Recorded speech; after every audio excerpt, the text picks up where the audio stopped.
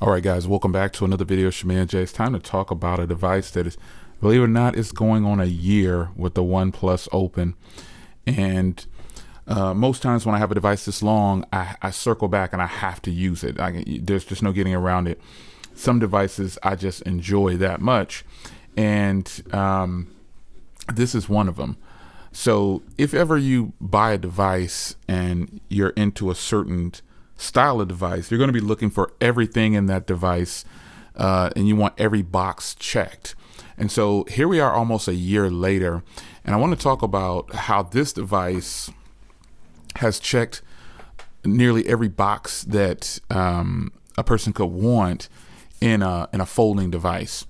So when this device first hit, instantly I compared it to the Fold 6, the Fold 5, just any folding device that I could possibly get my hands on. And this one, pretty much I was better off with this one. So here we are a year later. I don't think I need to compare too much about like if it's better than this, and it's all. I just don't feel the need to do that anymore at this point with the current devices. But what I do want to do is talk about mainly this device and how it's beneficial to me with day-to-day tasks and the boxes that it currently checks that are just great to me. So the design of this device, when it hit, I mean, wow, it was different than the other foldables I was used to. So it just meant so much more to me at how good this device looked, the way it felt. Everything is just there.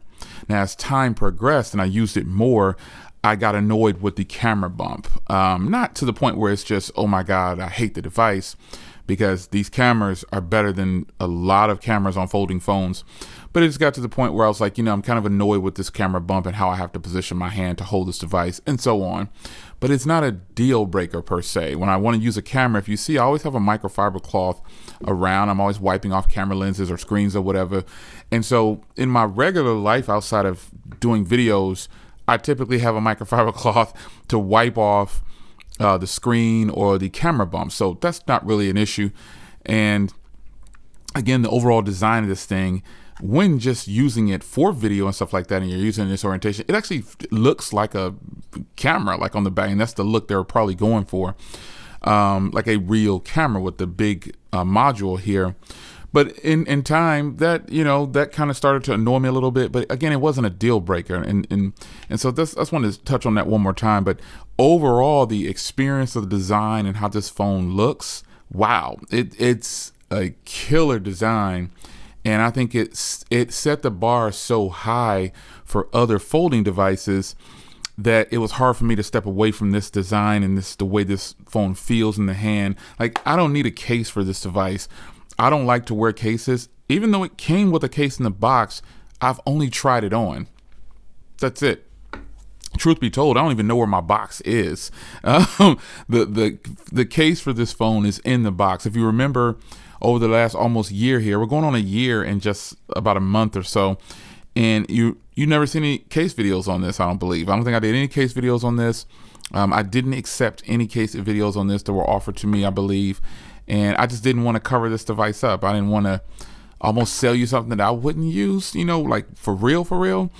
And I just think this device doesn't need a case. It's that sleek and sexy, and the hardware is right.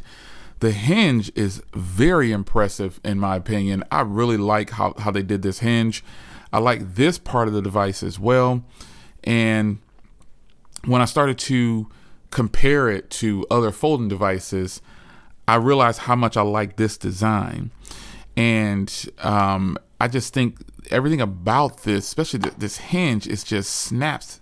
It's just solid. It feels really, really good. And it's just a thing about the design that's actually good. So the screen on here, this ginormous display, it works.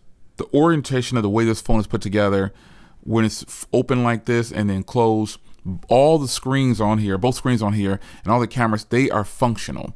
And I just really like that about what the OnePlus Open has to offer. So there's software, there's hardware spot on to me, perfect hardware But software is something that, you know, some people have some challenges with. Me in particular, there's just called preferences. And I think a weird preference is that they don't allow you to put a different orientation, like for the icons. I don't know why they don't allow 5 across, but it's just it's a weird thing, but it's something that I think a lot of people like. Some people like to have 5 across. Now they do still give you this drawer thing here, but in any event, not being able to put 5 across on a screen like this, it's kind of strange. It's kind of strange because OnePlus's relationship with Nova Launcher is customizations. And I've gotten to the point now where I bought Nova Launcher. So once you buy it, it's yours. But I bought Nova Launcher and I don't use Nova Launcher anymore. I think phones have gotten to the point where you don't need to technically put anything else on it. Launchers for that matter. So with that said though, I love when I have the device open. No other software that I've used on a foldable at this point is better in the layout. I love being able to shrink the folders down and enlarge them. So obviously I keep them enlarged so I can get right into what I want to get into. I don't have to open a folder. I don't have to go into a folder just to get to something. That's something that's always been big for me. It started with iPhones, having to go into a folder, and after you go into something, the folder stays open. You have to go back and swipe and close it. That's just annoying to me. So the fact that OnePlus has this layout for their software, genius. Love it. Just love it. Absolutely phenomenal. This is the way a foldable should be used when it comes to the layout. So I don't have a real cluttered home screen. I've got everything within the folders. And if I want to have some icons out, they're out. Yeah. But when it's open like this, organized the way I want it organized. Straight up. Organized the way I want it organized. And I think it's just a good look on OnePlus for doing it this way. And it is perfection. I think other OEMs should take note of doing this. And I got my fold here. Well, one of them, I should say. You got so many folds.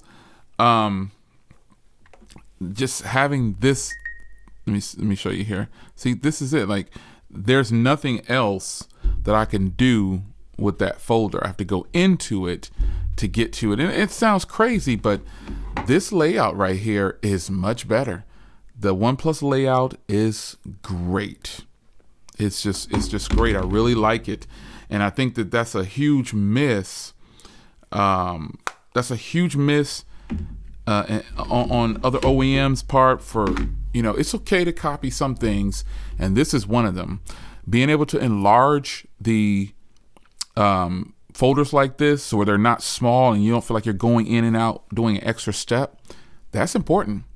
This is where I navigate my device, and this is what's important to me, to be able to get to things quickly and with ease. And these smart devices are supposed to make your life easier. Yeah, so I'm shocked that more OEMs have not gotten to this point where they're saying, hey, I'm just going to give them options on the sizing of the folders. And if it is out there, let me know, because I'm not that type of cat. If I missed it, I missed it. And I'll go back and start using it or whatever recommendations you guys have. So software on here, coupled with the performance and this hardware, is great. There's no complaints. But where OnePlus shines is in the camera section here. I love being able to have a viewfinder like this. Like, I love being able to talk to the camera and have a viewfinder for myself. Like, this is the viewfinder for me. So with this camera software, it's just, I know other OEMs are doing this. Like this phone can do it too. And almost all foldables now have that secondary display. But it's a matter of the quality. And this isn't just a big module. This camera setup is great. It's phenomenal. Now, an area, I'm going to do it. I got to do it. An area where OnePlus, I'm waiting for something different, is right here in the portrait video. You don't get the option for 4K portrait video, and that's unfortunate. You know why? Because OnePlus appears to have some of the best, if not the best, portrait style video in the game. They have changed it up with this particular phone. I was on them a lot for not being able to do certain things, and they've just got it right, man. They did it right, and I applaud them. They've got everything you want in this camera app, and this camera setting, and this camera module, and this camera, everything about it is great. It just doesn't get any better. Sometimes good is good. Sometimes things don't have flaws, but the only thing I can complain about, and I've always complained about it since day one, not being able to do 4K portrait style video, pardon me, because they have the ability to control the aperture and the depth of field. It is so nice to be able to do it this way. I know other companies can do it, but it's not as intuitive as this. Strong, weak, F stop right there. It's just that simple. It's just that simple.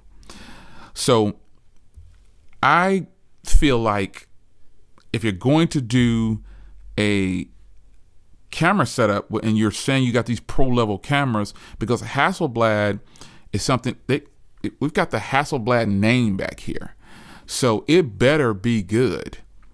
And in fact, it is good. They have done their thing. Their portrait video is really good too. Now coming over here, this is where Samsung phones typically have more, but this one has something that I think I'm going to use more: the movie mode. This is the movie mode right here. And I used this in the past on other OnePlus devices. If you don't know, I have used this before. But I want to start using this more because I was watching someone else's video and they used the movie format, basically 21:9, basically. And I want to use this more. And you tell me how you feel about that. You think I should start using a little bit more of the movie format? Because this isn't the only phone that does the movie format.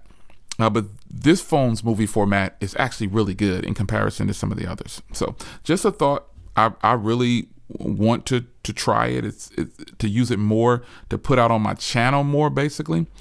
But in the end, if you're looking for a well-rounded camera setup on a phone, to me, this is it. So you've got beautiful hardware coupled with lots of features and functionality of the software. The performance is phenomenal. No flaws with this device. I can't find too many things wrong with it. But when you come to the camera app, that's where I have some concerns about it not having one of my favorite features, or the highest implementation of one of my favorite features. The last thing I want to talk about is price and battery. So the price of this phone, if you didn't get it on any kind of trade-in or anything like that, and if you just didn't get a good deal on this, you have the opportunity to buy it again. You have the opportunity to buy a different color, and they brought out this deep red color. And at first glance, I was like, "Yo, I really should get this." But then afterwards, I was like, "Nah, don't do it. You're just throwing a little bit of money out the window just to have a different color." And so they have promotions going on. Now the deep red color is obviously, I like that color, but it's not a reason to switch your device. So you're switching for a color, but you're also getting 16 gigs of RAM along with 512 gigs of storage. So you're getting a nice, you got a nice little setup. But that's the only trick they've pulled here in the last little bit of pulling this phone out. They're not going to bring out any other phones. And the only thing I see going on right now for promotions is they're giving away the Watch 2, and you pick a color. So if you buy a OnePlus Open right now, they're giving you $100 off any trade-in, any condition, but you can still trade in other devices. But you get the new watch. They discount it down, and that's what the purchase of any of the phones, not just this color or whatever, but the new color. You're getting a terabyte of storage. I think I might have said 512. With the red one, you get a terabyte and 16 gigs of storage. but it's $1,900 before taxes, and you have the ability to trade in, but they're not giving you as much. They're not giving high trade-ins at the moment, I believe, high enough to make you say, hey, I think I'm going to trade in my S24 Plus or something like that, and I'm going to go foldable, and I'm going to go OnePlus. You see what I'm saying? I don't think it's high enough. So you're basically going to come out of pocket at least $1,500 for this device. And and again, you're getting the watch as well. They're discounting the watch. But I don't think it's worth it. I don't think this device is worth it. Now, I paid right around $1,000 for this with a trade-in. I bought it at launch, and I paid about $1,000 for it at launch. That's why I've had it for almost a year, going on a year. So I got it as soon as it launched. It came, boom, it's good. And the pricing then was too high, and the pricing now is even higher just to get another color with more storage. So I'm never going to agree with these pricings from OEMs. It's just not going to happen. When in fact there's more options out there that can do the same thing, even from this company. Like this company isn't, I say it all the time, folks. Companies will give you an out. You got to know you're out. Yes, I bought the phone. Yes, I did the trade-in. Yes, I paid $1,000 out of pocket. I think it was $1,000 after taxes and everything is shipped. It's like $1,028 or somewhere with my trade-in or whatever. But I traded in a phone that I think I didn't pay for, and they gave me way more money than I thought would ever get for, that I know I would ever get for it. So sometimes you got to strike at the right time. And that's one of the reasons I got this, not thinking much of it. I was like, okay, I want to review this phone or whatever. Their first foldable in the US, and it turns out it's a hit. But the pricing, I still don't agree with it, because if I didn't have a trade-in, if I didn't have these things, I got to come out of pocket a lot of money. So pricing on here is always going to be a fail for most companies. Consumers don't want to pay $2,000 for a device. This is just not realistic. And then some people are going to have to finance that, and they're going to be stuck with this payment for 36 months. And, I'm not going to say stuck, because if you don't plan on leaving your carrier, or it's just content for you, you're not a person that switches phones a lot, then it's okay. If this is your 7-year phone or your 8-year phone or your phone until it just falls apart, then yeah, cool. Finance it, pay the little monthly payment for 3 years or whatever, and eventually, it's over.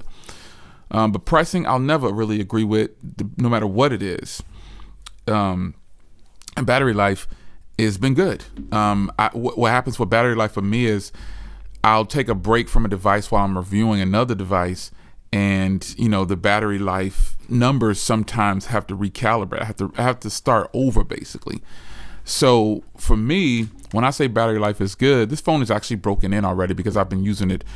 Even when I didn't, my SIM card's in there, but when I didn't have my SIM card in there, it still was good. I was getting use out of it, recording with it, just doing a bunch of stuff. And I just feel like this battery life is solid. It's way better than what most foldables are. But I have to end that by saying the battery life is always going to depend on you. You could have this phone, you could be getting poor battery life, and you would not be lying. You know what I'm saying? So you're getting what you're getting from it. The reason my battery life is not as strong as some others probably, but I still say it's great, is because I use the cameras a lot. And the cameras, when you're using a camera on a phone, it's pulling a lot of battery. It's working the processor hard. It's beating it down. So battery life for me, yeah, I can make it. Like if I just use it for social media and all the other stuff, like regular use, yeah, take a few photos. This phone lasts for quite some time. But when I start doing those long videos and recording, it's not as strong in that area. I'm knocking off hours of time for recording 30, 45-minute videos at a time. So, but other than that, battery's strong. Some people, I know most consumers don't use their phones like that.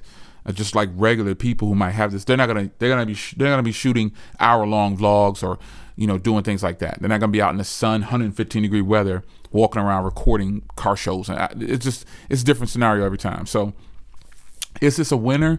Absolutely. If they bring out another version, here's some things that I'd like to see different. I'd like for them to go to a different camera module layout with this same camera modules. Just move them around, put them on one side or put them across the top.